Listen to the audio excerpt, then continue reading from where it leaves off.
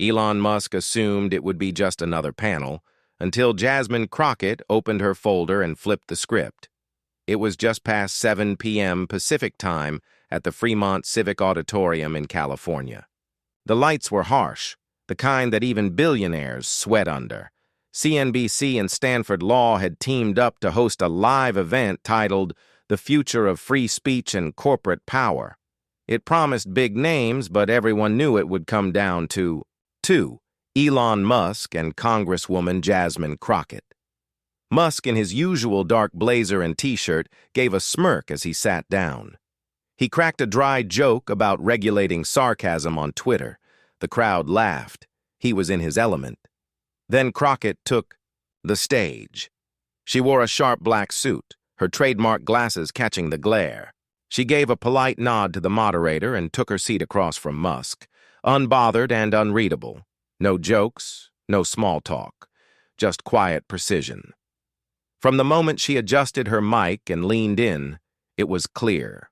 She wasn't here to play the part they expected. The moderator opened with safe questions: algorithmic bias, content moderation, platform accountability. Musk answered easily, spinning familiar lines about decentralization and free thinking. But when it was Crockett's turn, she opened a plain manila folder. "I just have a few questions," she said, flipping it open without even looking down. The air shifted.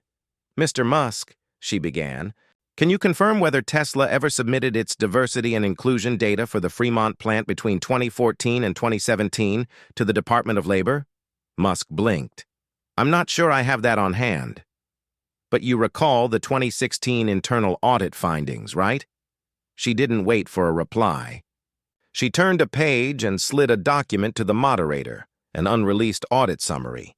It highlighted racial equity issues, unresolved complaints, stalled promotions, and systemic neglect. Musk shifted. "Where did you get that?" "It was forwarded to my office," Crockett replied coolly, "by a former employee, one of 37 who signed a letter about retaliation." The audience froze. A journalist from Politico began typing furiously. The moderator hesitated, unsure if he should step in. "With all due respect, Congresswoman," Musk said sharply, "this isn't a courtroom." "No," she agreed, "but it is live." She flipped to another page. A printout, marked with 3 thick red lines. "This," she said, "is an internal communication between your leadership team and an external contractor. Dated July 18, 2015. A Tesla manager refers to a group of factory workers as..." She paused. "Low-skill liabilities who don't fit the image we're building." Musk leaned in, staring at the document. "That's not authenticated." "But the email header is," Crockett said, "and the source verified it under penalty of perjury with the House Ethics Committee." The room held its breath. The moderator adjusted his tie. Musk opened his mouth, then closed it again. "I'm not defending that wording," he said finally. "But that was years ago. People evolve, companies evolve." Crockett didn't flinch. "Sure, but when the same people stay in charge, when the culture doesn't shift, when new complaints match old ones, does that sound like evolution, or just silence, repackaged as progress?" She didn't raise her voice. She didn't need to. The director made a call. "Stay close on their faces, no audience pans, no cutaways, just let it burn." On Twitter, the hashtags were already climbing. Musk was live on CNBC, and somewhere in the control room, a producer leaned in and whispered, "We're gonna trend in under 5 minutes." On stage, Musk reached for his water, but his hand missed the glass, just by an inch. He recovered. Quickly, but the cameras caught it. A small fumble, but telling. Crockett didn't blink. "One of those contractors," she continued evenly, "Samuel Reeves, from Stockton, filed a claim in 2016. He said he was fired after reporting exposed wiring, missing safety shields, dangerous conditions." She paused. "OSHA never got the report. It was dropped, internally." Musk sat up straighter. "I don't handle individual HR cases." "I'm not asking you to," she replied. "I'm asking why Tesla suppressed the file and why Reeves was labeled not eligible for rehire less than 2 weeks later. She placed another document on the table. Musk looked down. No comeback, no pivot, just silence. That was the moment everything shifted. The room, the audience, even the panelists on the far ends of the stage. The balance had tilted, and not in Musk's favor. Crockett wasn't gloating. She wasn't angry. She looked, if anything, exhausted, like someone doing a job no one else wanted to touch. When people see innovation, she said, voice steady, they want to believe in the people behind it. They want to believe those people are good, or at least trying to be. But when ambition starts covering up harm, someone has to speak. A pause. That someone is me. Musk tried to push back. Look, I understand the need for scrutiny, but this feels more like a coordinated hit job than a fair hearing. You're not on trial, Crockett said. Yet. The word landed like a dropped microphone. Somewhere in the back of the auditorium, someone whispered, "Damn," and Crockett still hadn't opened the last part of her folder. The camera didn't move. No graphics, no breaks. Just two people under the lights, one unraveling, one unmoved. The moderator, visibly rattled, tried to regain control. "Congresswoman, if we could shift to the topic of social media governance." She gave him a glance, then turned back to Musk. "I'll transition. After this." She slid forward a thin packet. "These are statements," she said, "from workers at your gigafactory near Reno, collected over 9 months. Most were temps, hired through third-party agencies. No direct HR access. Some had wages docked for reporting safety hazards. One nearly lost 3 fingers in a machine jam and was told he was replaceable." She let it sit. "Would you like me to read the names aloud?" Musk exhaled. "No." "Then I'll assume you're acknowledging the report." "I'm acknowledging that large operations always have room to improve," he said, voice tight.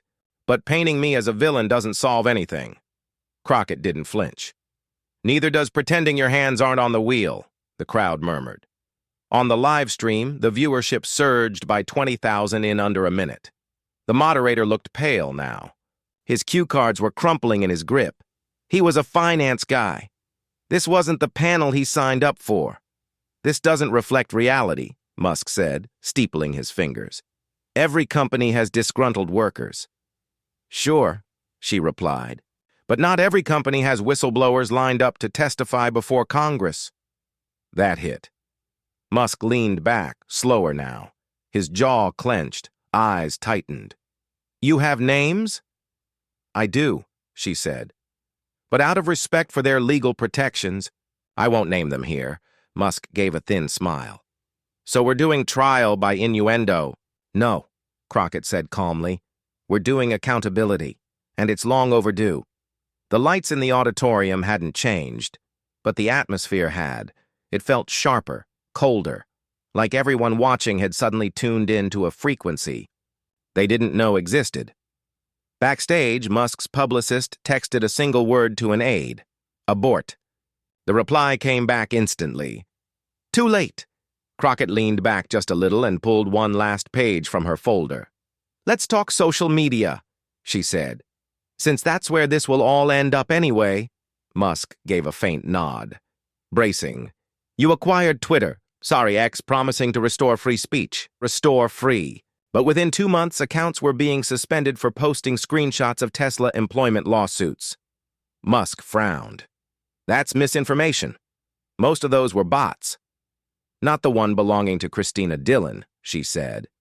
"A real person. Former engineer at your Nevada site. Her posts about pay discrepancies went viral. Then they vanished." "She's here tonight, by the way, 3 rows back." Musk's head snapped toward the audience. A woman stood, quiet, still. No sign, no statement, just presence. "You're welcome to speak, Ms. Dillon," Crockett offered. The moderator raised both hands. "This is highly irregular." "Not for me," Jasmine said. Christina Dillon's voice was soft but clear. They asked me to sign a non-disparagement clause when I left. I refused. My posts were flagged as harmful content. I lost job interviews because of it. Musk didn't speak. I loved working there, she said.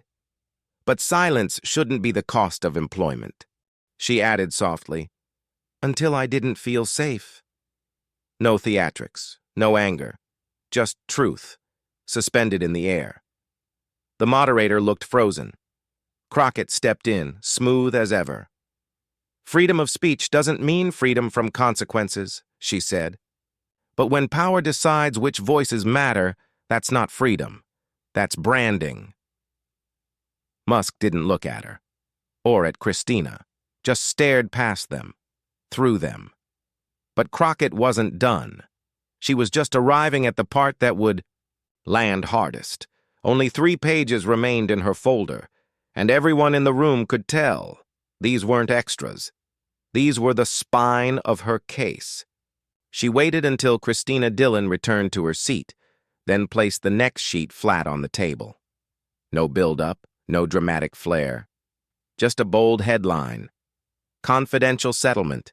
Tesla Motors Inc. versus Jackson family. Musk blinked. Does that name mean anything to you? Crockett asked. He hesitated. We've had many settlements. I'm asking about Christopher and Nadine Jackson, she said. Their son Elijah worked at your Fremont facility in 2013. He was 17, hired through a contractor. She didn't pause. He was electrocuted while performing maintenance on equipment he wasn't certified to touch. Musk shifted, said nothing. The internal investigation blamed him, Crockett went on, said he ignored safety protocols. But the Jacksons obtained text messages. Proof. A supervisor had told him to clear the floor, certified or not. That supervisor still works for you. The room went dead still. Crockett kept her voice even.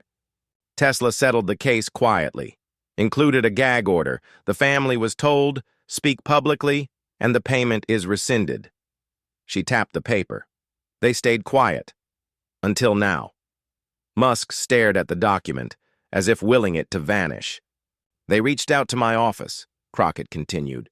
They're tired of being silent, and I don't blame them. She looked out, not at the cameras, but at the people. They lost a son, and all they got in return was silence and a check with strings attached. Near the front, someone muttered, Jesus. Musk finally spoke. That wasn't handled by me. I don't make those legal calls. Crockett met his eyes. But you signed the HR memo clearing the supervisor. You endorsed the internal review. She pulled the second-to-last sheet from her folder and slid it across. Your initials. Bottom right. He didn't look. Instead, he turned to the moderator. Can we take a break? The moderator glanced off-camera toward the producers, unsure. Crockett didn't wait. One more, she said. She unfolded the final page. This is from a 2018 Slack thread. Senior engineers at your Gigafactory design team. They were discussing ventilation changes for the planned site in Cebu, Philippines. Musk's posture straightened. That project was canceled. It was, she said. But not before those modifications started dumping industrial waste into a protected estuary nearby. She flipped the page. The local contractor tried to report it. His contract was voided. His emails were forwarded to a Tesla legal affiliate in Manila. With a note, kill this softly, no blowback. Musk looked like he'd been struck. And more, Crockett added. You were in the thread. You responded. No headlines. Please handle this cleanly. No gasp. No shock. Just a heavy silence settling like fog. Musk's eyes dropped. He said nothing. I didn't come here to grandstand, Crockett said quietly. I'm not here to humiliate you. I came here because the people who believed in your vision deserve to know what's behind the curtain. She hesitated just once. And because that could have been my brother, my dad, anyone. The moderator's voice broke through, louder than before.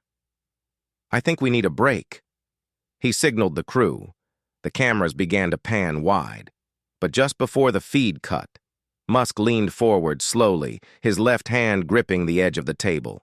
His lips moved, but no sound followed. Then quietly, his head dropped. A voice from backstage shouted, "Call someone!" The screen went black, but it was already too late. Before CNBC's placeholder graphic hit the air, a producer had already texted, "Musk just collapsed." And in that instant, the internet exploded. Clips raced across social feeds. Screenshots circulated like wildfire. Inside the auditorium, the order broke. Aides rushed the stage, and the fallout had only just begun. The moderator stepped back instinctively. Panelists on either end of the table rose halfway, frozen mid-motion, uncertain whether to rush forward or stay out of the way. Elon Musk was slumped forward in his chair, unmoving. Under the sharp glare of the stage lights, his face looked pale, almost drained of color. Crockett didn't move, not at first. Her hands rested lightly on the edges of her folder, steady. Then, slowly, she stood, not in panic, not in triumph. Just alert, composed. A woman in a headset sprinted across the stage toward a crew member flashing EMT credentials. The cameras had stopped rolling, but dozens of audience phones had taken their place, some recording, others simply held in stunned silence. Musk's lead assistant was at his side, kneeling, patting his back, whispering to him. His eyes fluttered open, but he wasn't fully present. "Should we call an ambulance?" someone asked. "No," another voice replied. "His team's on it." A few rows back, Christina Dillon stood gripping the strap of her bag. Her expression wasn't smug. It was tangled, like someone watching a hero crumble in real time. Staff began quietly ushering out the audience. No chaos. Just quiet, orderly confusion. But outside the room, it had already started. Clips of Crockett reading the Cebu Slack messages were spreading fast. On TikTok, a short video of Musk's blank stare just before he collapsed hit 500,000 views in 20 minutes. News alerts lit up. MSNBC. Elon Musk collapses during live panel after intense questioning by Representative Jasmine Crockett. Fox News. Congresswoman confronts Elon Musk with decade-old allegations. BuzzFeed. Did Elon Musk just get exposed? Internet reacts in real time. People weren't arguing whether it happened. They were arguing what it meant. Some blamed stress. Others said burnout. A few floated conspiracy theories, but most asked the one question everyone else was afraid to say out loud. Was any of it true? Inside, EMTs finally arrived, delayed by downtown traffic. Musk's vitals were stable. He was conscious, but distant, silent. They helped him up slowly, guiding him backstage through a quiet hallway. No statements, no reporters, just the sound of footsteps fading. Jasmine Crockett remained at the moderator's table. She didn't leave right away, just stood there, watching the last few audience members filter out. The folder beside her was nearly empty. A young woman from CNBC approached gently. "Would you like to make a statement, Congresswoman?" Crockett glanced at her, then shook her head. "Not yet." She exited through a side hallway. No security, no entourage. Just her, walking past cables, crates, and stunned crew members, who barely made eye contact. Outside, the parking lot buzzed. Not with media vans yet, just murmurs. People trying to understand what they'd just witnessed. By midnight, Twitter had over 2.7 million posts with the hashtag #IdarCrockett, her name trending higher than Musk's. And then, without warning, a quiet message appeared on her office's official account. Truth doesn't need to scream. It only needs to be heard. But by sunrise, the story had already shifted. It wasn't just about what happened on stage. It was about what happened off it. Phones rang non-stop in newsrooms across the country. Editors shouted over speakerphones. Reporters scrambled for confirmation. Producers begged for footage no one was authorized to release yet. By 6 a.m. Eastern, Crockett's office was ready. They released a digital evidence packet, scanned, redacted statements, time-stamped Slack screenshots, whistleblower affidavits, and a short note for the public. Record no press conferences, no interviews, just the facts, and that made it hit harder. By 7 a.m., major outlets confirmed the authenticity of 2 internal emails, 1 OSHA document, and portions of the Jackson family settlement. On CBS, Nadine Jackson sat quietly at her kitchen table in Rancho Cordova, holding a picture of her son. "He was proud to work there," she said, "until he didn't come home." That clip alone reached 10 million views before lunch. Tesla's board issued a brief, defensive-sounding statement, calling the panel a politicized attack lacking due process. But no one bought it, especially not their own employees, who began leaking Slack messages in real time. The cracks were showing, and not just on camera. Inside Tesla, confusion turned to fury. One anonymous engineer, posting from a verified Reddit account, wrote, "We weren't warned. Some of us didn't even know about the Cebu mess. Now I have 3 friends calling me in tears, asking if they were complicit." Meanwhile, Elon Musk's condition became its own headline. CNBC confirmed he hadn't been hospitalized, but was under medical observation. His team refused further comment, which only fueled speculation. Was it a panic attack? Low blood sugar? A silent protest? None of the theories distracted from the real story. If anything, they emphasized just how deep the damage went. The shift was fast. Within 24 hours, lawmakers were demanding hearings, not symbolic ones, but serious oversight. Senator Felicia Gwen of Oregon called for a special session to re-examine whistleblower protections in tech. Congressman Julian Reigns from New Mexico proposed a review of Tesla's government contracts. Then came the more telling sign. 3 former executives from Musk-affiliated companies contacted the press, offering to go public. But Crockett didn't take a victory lap. She issued one brief statement. "This isn't about a man. It's about a pattern. We've mistaken brilliance for immunity. That ends now." Where others would have blitzed the media, morning shows, live streams, podcast tours, she vanished. 2 full days, no appearances, and that made her presence even louder. Online, TikTok, Reddit, and Twitter exploded with edits, side-by-side clips of Crockett calmly presenting evidence while Musk visibly unraveled. Yes, there were memes. But there were also testimonies. Former employees from across industries began sharing their own stories under the hashtag #OnChinaMoreSilence. Forums that were once echo chambers of startup hustle turned quiet. Reflective, Crockett's supporters called her a truth-teller. Even her critics had to admit, she didn't show up empty-handed. This wasn't a takedown. It was an audit of power. Tesla stock dipped, not a collapse, but enough for investors to take notice, enough for analysts to start whispering about risk. Beneath, the headlines, something else was shifting. A 16-year-old student in Fresno uploaded a video titled, "Why I Want to Be Like Jasmine Crockett." It was just 3 minutes. She spoke about her mother, who was laid off after raising safety concerns at a plant. She talked about watching the hearing with her aunt and crying. The video went viral too. While the internet reacted, the legal system was waking up, and it wasn't going to stay quiet. That Monday, Washington felt different. The halls of the Rayburn House office building weren't silent. They were focused. Staffers whispered behind closed doors.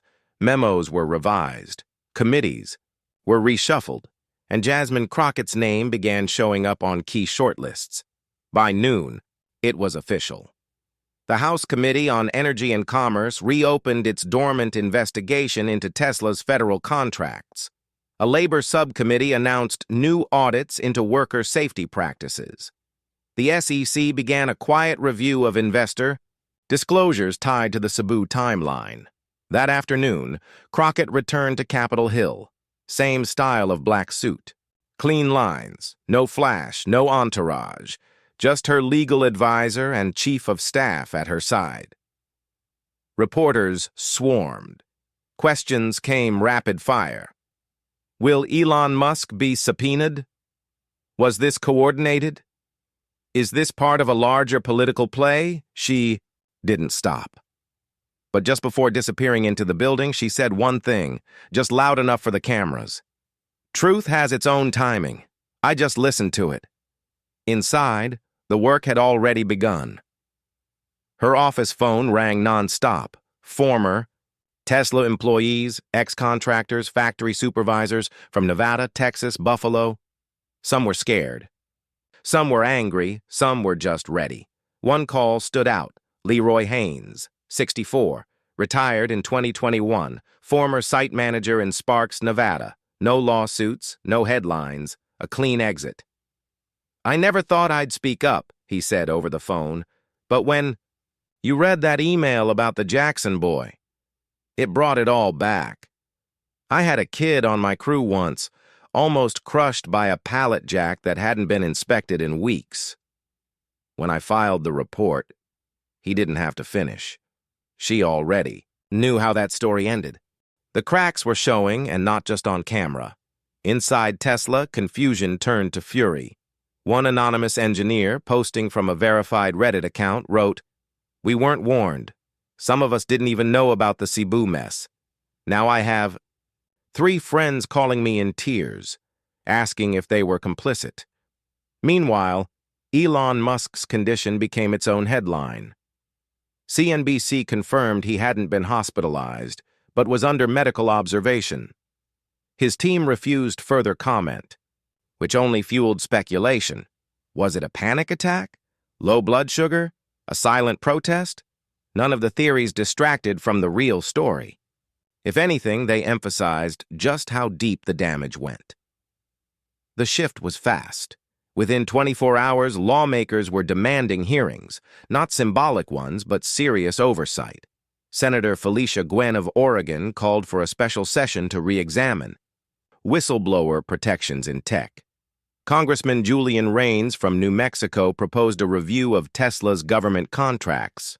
Then came the more telling sign. 3 former executives from Musk-affiliated companies contacted the press, offering to go public, but Crockett didn't take a victory lap. She issued one brief statement. "This isn't about a man. It's about a pattern. We've mistaken brilliance for immunity. That ends now." Where others would have blitzed the media, morning shows, live streams, podcast tours, she vanished. 2 full days, no appearances, and that made her presence even louder. Online, TikTok, Reddit, and Twitter exploded with edits, side-by-side clips of Crockett calmly presenting evidence while Musk visibly unraveled. Yes, there were memes, but there were also testimonies. Former employees from across industries began sharing their own stories under the hashtag #ChaiNoMoreSilence.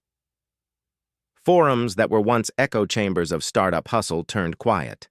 Reflective Crockett supporters called her a truth teller. Even her critics had to admit she didn't show up empty-handed. This wasn't a takedown, it was an audit of power.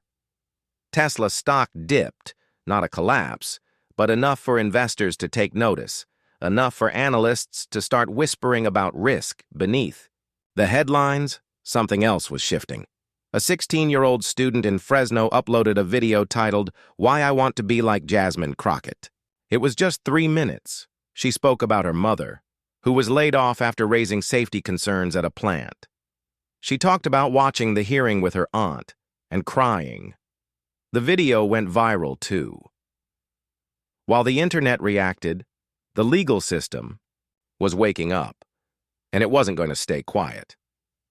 That Monday, Washington felt different. The halls of the Rayburn House office building weren't silent. They were focused.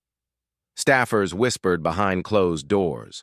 Memos were revised. Committees were reshuffled, and Jasmine Crockett's name began showing up on key shortlists. By noon, it was official. The House Committee on Energy and Commerce reopened its dormant investigation into Tesla's federal contracts. a labor subcommittee announced new audits into worker safety practices. The SEC began a quiet review of investor seats, disclosures tied to the Cebu timeline. That afternoon, Crockett returned to Capitol Hill, same style of black suit. Clean lines, no flash, no entourage, just her legal advisor and chief of staff at her side. Reporters swarmed. Questions came rapid fire. Will Elon Musk be subpoenaed? Was this coordinated? Is this part of a larger political play? She didn't stop. But just before disappearing into the building, she said one thing, just loud enough for the cameras. Truth has its own timing. I just listened to it. Inside, the work had already begun. Her office phone rang non-stop.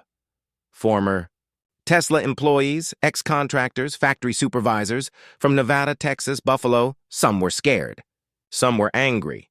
Some were just ready. One call stood out. Leroy Haynes, 64, retired in 2021, former site manager in They Buried It, he said. Told me never to bring it up again. Crockett didn't interrupt. I've got copies, he added. Dated, signed. I don't want money, I just want it on the record. She thanked him quietly. Promised someone from her office would follow up. But it wasn't just her office feeling the heat anymore. The ripple had reached further. Senator Amina Reynolds, long skeptical of tech regulation, posted on X. If Crockett's evidence holds, this isn't just a Musk issue. It's a system that buries bodies under the guise of innovation. Even moderate conservatives, some of whom once praised Musk's views on free speech, began shifting tone. A Florida representative told constituents at a town hall, "You can't call it cancel culture when it's just someone asking questions, with receipts." Musk, meanwhile, went uncharacteristically silent. No posts for 72 hours. For a man known to tweet through chaos, it was conspicuous. When he finally broke the silence, it was with a single word: recovery. The comments under the post were split, some sympathetic, others skeptical. He skipped interviews, but a statement from his legal team made the rounds. Mr. Musk is cooperating fully with all reviews. He has nothing to hide and welcomes a fair inquiry. Behind closed doors, his companies scrambled. Tesla issued an internal memo reminding employees not to talk to the press. SpaceX quietly scrubbed 3 outdated compliance officers from its leadership web page. And in the Philippines, investors reportedly began reevaluating their ties with the solar firm working near Cebu. Still, Crockett didn't gloat. No media blitz, no fiery posts. Just the same routine, meetings, files, and conversations with workers. Then something unexpected began to happen. Messages poured into her office, not just from whistleblowers, but from regular people, teachers, nurses, warehouse clerks. Not complaints, support. Encouragement. Gratitude from those who didn't know much about factory safety or legal loopholes, but who knew what it meant to be ignored. One letter stood out. It came from an 82-year-old man in Tulsa, Oklahoma. "I never heard of you before Friday," it began. "But when you looked that billionaire in the eye and told the truth, I sat up straighter in my chair. You didn't just speak for yourself. You spoke for all of us who've been quiet for too long." But Crockett's most profound moment didn't come in a hearing room. It happened in a safe way. She was in Alameda, California, flying under the radar to meet with former Tesla workers and labor lawyers. No press, no formal itinerary, just groundwork. In the canned goods aisle, a woman, late 30s, toddler on her hip, froze when she recognized her. "You're her," the woman said softly. "The one who spoke up." Jasmine offered a modest smile. "Just doing my job." But the woman didn't let it slide. "No," she said. "You were calm. You were respectful. But you didn't back down. That matters." As they passed, the toddler reached out and brushed Jasmine's folder. She let the little fingers graze. Then nodded and walked on. That's when it hit her. This wasn't about Elon Musk anymore. People weren't watching for drama. They were watching for something they hadn't seen in a long time. Someone telling the truth, without spin, without ego, and without needing a spotlight. By the following week, she wasn't accepting media. She was dodging it. The Washington Post ran a feature titled "The Voice That Couldn't Be Ignored." The Atlantic asked if she was heralding a new era of legislative grit. 60 Minutes called. She declined. She wasn't trying to become a brand. She was trying to finish the work. In closed-door meetings, her name surfaced more and more, among Democratic strategists, civil rights leaders, and even some tired centrists hungry for courage over slogans. They weren't asking if she would run. They were asking when. In a Bakersfield Union Hall, she stood before 200 night shift workers. No speechwriters, no teleprompter, just a mic and a stapled stack of notes. "I'm not here to fix a PR mess," she said. "I'm here because rules don't matter if the powerful can ignore them." A man in the front row stood. "Do you think you embarrassed Elon Musk?" Crockett gave a small shake of her head. That was never the point. She paused and let the silence speak for itself. Nevada, no lawsuits, no headlines, a clean exit. "I never thought I'd speak up," he said over the phone. "But when you read that email about the Jackson boy, it brought it all back. I had a kid on my crew once, almost crushed by a pallet jack that hadn't been inspected in weeks. When I filed the report..." He didn't have to finish. She already knew how that story ended. Then he added, "He was already embarrassed. I just turned the lights on." The room didn't erupt in applause, just a wave of quiet nods, murmurs, and a steady line of people waiting to speak with her afterward, one by one. Meanwhile, the investigations gained momentum. The Jackson family filed a formal ethics complaint with the Department of Justice, now supported by a coalition of civil litigation attorneys who had come forward since the broadcast.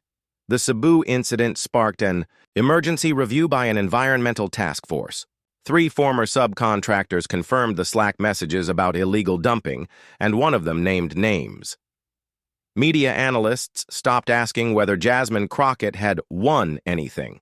They started measuring ripple effects, policy proposals, legal action, corporate reversals. Tesla's stock recovered slightly, but not fully.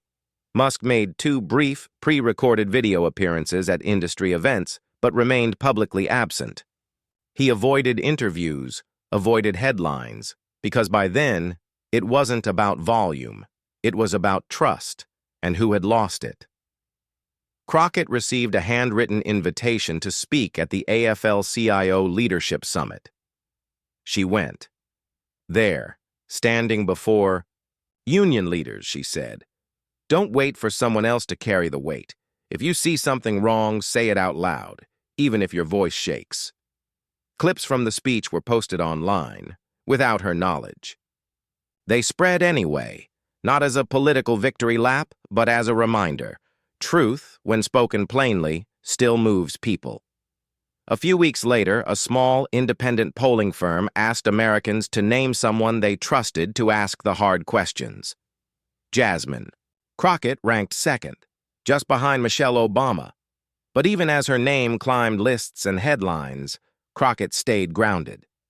She knew one final message still had to be delivered. It was early fall when she spoke directly to the country. No grand stage, no dramatic set, just a wooden podium in a congressional media room, one mic and a single flag behind her. The room was full, but hushed.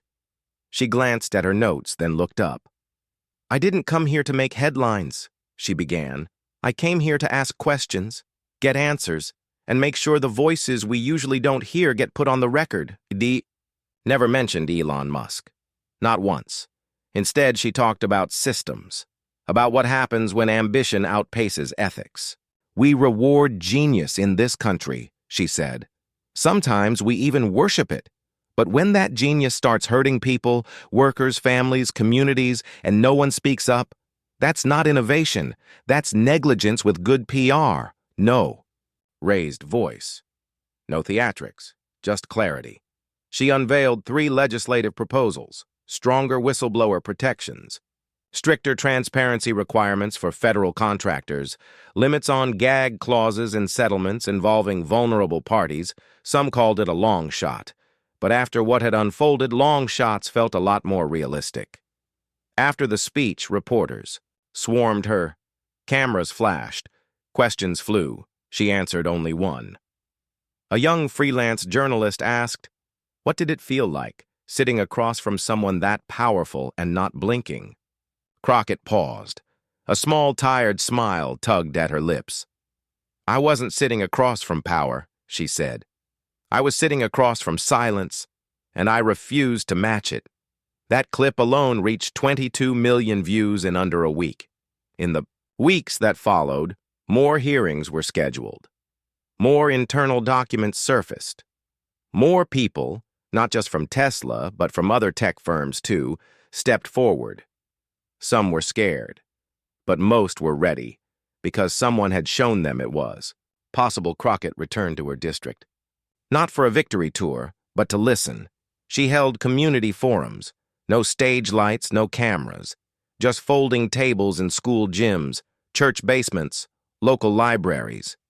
She listened as people spoke about what they'd seen, what they'd kept quiet, about what they were afraid to report.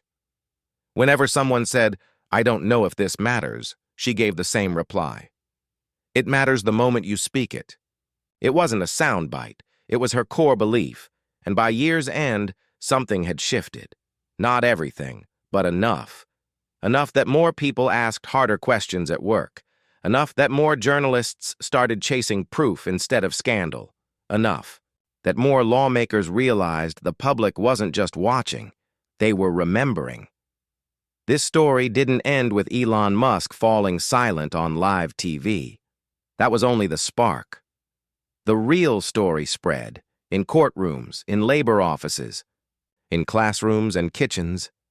It lived wherever someone once believed their voice didn't matter, because the truth, spoken clearly, echoes. It stirs something in those who've stayed quiet too long. And maybe most importantly, courage doesn't always shout.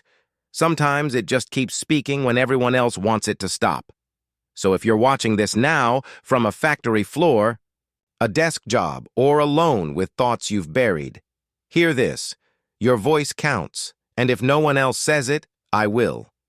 Silence is comfortable for the powerful, but it's never been safe for the rest of us. Speak, even if your voice trembles, because truth doesn't need permission. It just needs to be told. If this story made you reflect, rethink, or feel something, don't let that feeling fade. Like it, share it, subscribe. We're just getting started. There's more truth to come.